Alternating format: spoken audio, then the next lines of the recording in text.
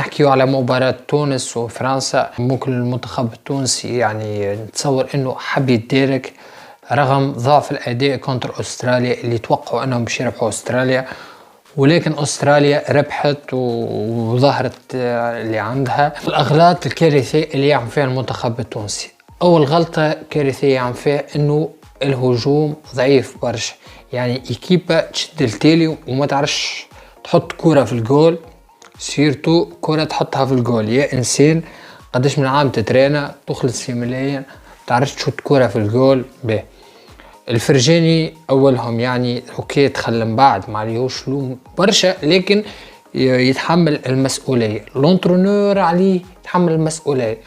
عندك شريدة هو من الاول حق تلعب بيه، اللي هو اللاعب قادر يخلق لك يعني الدفاع والهجوم، يعني قادر يطلع ويهبط، قادر يفك لك. كان تعب بنقوله حتى تنجم تخرجه دقيقة 60 دقيقة 70، عطاك روندمون القدام في الشونجمونات حقك تدخله.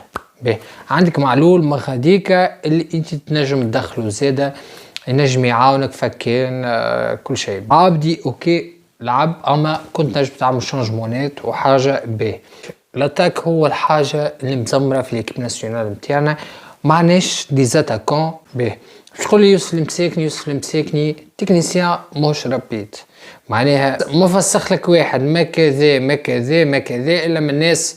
السليتي ماهوش طرح مخكش دخلت السليتي كونتر استراليا، ولازم النقد هذا واي انسان يحب يتطور اوكي مش لازم يسمع كلام العباد الكل، اما لازم يسمع النقد البناء.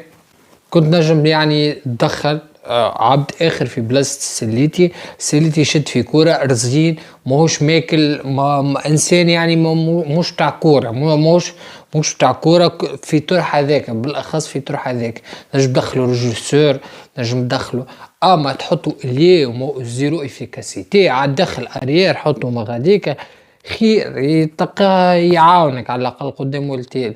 الشعليلي عندك الشعليلي كان ينجم يهبط شعليسيان يعدي باسيت خفيف كذا عيدوني فكيك، لكن موش تكنيسيان ما يعرفش يلعب بساقيه. فما برشا غلط لاحظنا عليه اوكي، يعني فما برشا نقص في تخريج كوره رابيديتي. طرح فرنسا مش باش يكون ساهل يعني كيما تتصور انت.